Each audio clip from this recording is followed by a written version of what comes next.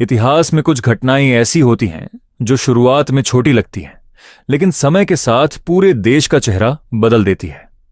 1967 पश्चिम बंगाल का एक छोटा सा गांव नक्सलबाड़ी। आज यह नाम सिर्फ एक जगह नहीं है, यह एक विचार बन चुका है, एक आंदोलन, एक डर और कुछ लोगों के लिए एक विद्रोह की शुरुआत। लेकिन सवाल यह है, नक्सलबाड़ी में ऐसा क्या हुआ था जिसने पूरे भारत की राजनीति और सुरक्षा व्यवस्था को बदल दिया? कहानी शुरू होती है जमीन से। उस समय ग्रामीण भारत में जमीन का मालिक किसान नहीं होता था। जमीन पर हक जमींदारों का होता था। कई किसान सालों तक उसी जमीन पर काम करते थे, लेकिन मालिक नहीं बन पाते थे। तनाव बढ़ रहा था। गरीबी, भूख और गुस्सा धीरे धीरे जमा हो रहा था। उस समय नक्सलबाड़ी क्षेत्र में कई आदिवासी और छोटे किसान परिवार रहते थे। इनमें से कई लोग शेयर क्रॉपर्स थे, यानी जमीन उनकी नहीं, लेकिन खेती वही करते थे। फसल उगाने के बाद भी उनके पास अपने परिवार को खिलाने के लिए पर्याप्त अनाज नहीं बचता था। कई बार जमींदारों के लोग फसल सीधे उठा ले जाते थे और अगर विरोध किया जाता तो धमकी, मारपीट या पुलिस केस का डर दिखाया जाता। धीरे धीरे गांवों में यह भावना बनने लगी कि कानून किताबों में तो है, लेकिन जमीन पर नहीं।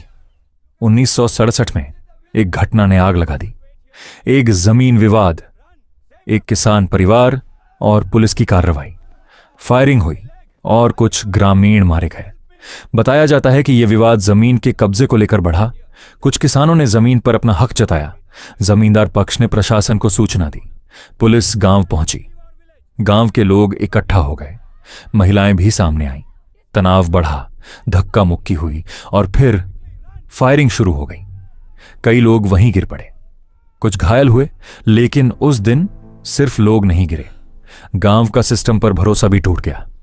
यहीं से गुस्सा आंदोलन में बदल गया। लेकिन यह सिर्फ अचानक हुआ विस्फोट नहीं था। कुछ विचार पहले से फैल रहे थे। भूमि अधिकार, समानता और सशस्त्र संघर्ष की सोच। नक्सलबाड़ी इन सब का मिलन बिंदु बन गया। उस समय कुछ राजनीतिक कार्यकर्ता गांवों में जाकर जमीन अधिकार और वर्ग संघर्ष की बातें कर रहे थे। कई युवा पहली बार सुन रहे थे कि जमीन उस व्यक्ति की होनी चाहिए जो उस पर खेती करता है। कुछ लोग इसे न्याय मानते थे, कुछ इसे विद्रोह। लेकिन एक बात साफ थी, गांव अब पहले जैसा शांत नहीं रहा था। लेकिन यहां से कहानी और जटिल हो जाती है। कुछ लोग कहते हैं यह किसानों का न्याय के लिए संघर्ष था। कुछ कहते हैं यह एक खतरनाक उग्र विचारधारा की शुरुआत थी। सच शायद इन दोनों के बीच कहीं है। लेकिन एक हिडन सच यह भी है, नक्सलबाड़ी घटना के बाद सरकार को पहली बार महसूस हुआ कि ग्रामीण असंतोष राष्ट्रीय सुरक्षा का मुद्दा बन सकता है। और यहीं से भारत में इंटरनल सिक्योरिटी स्ट्रैटेजी बदलने लगी।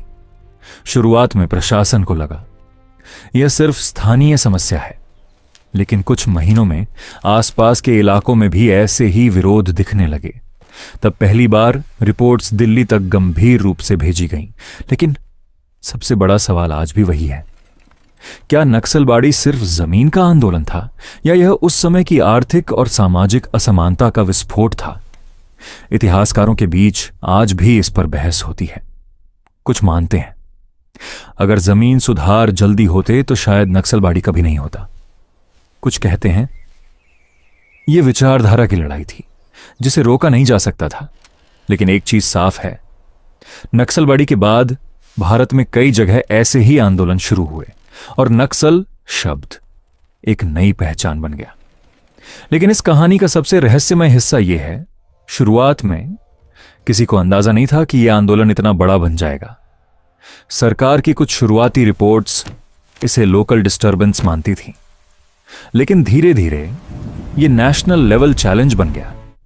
आज नक्सलबाड़ी इतिहास की किताबों में एक अध्याय है, लेकिन उसकी गूंज आज भी भारत के कई इलाकों में सुनाई देती है। यह कहानी सिर्फ एक गांव की नहीं है, यह कहानी है जब आवाज दबाई जाती है तो वह कब विद्रोह बन जाती है। और यह कहानी हमें याद दिलाती है कि इतिहास कभी अचानक नहीं बदलता, वह धीरे धीरे बदलता है, चुपचाप। और जब तक लोग समझते हैं बहुत देर हो चुकी होती है। नक्सलबाड़ी शायद सिर्फ एक जगह नहीं थी, शायद वह एक चेतावनी थी,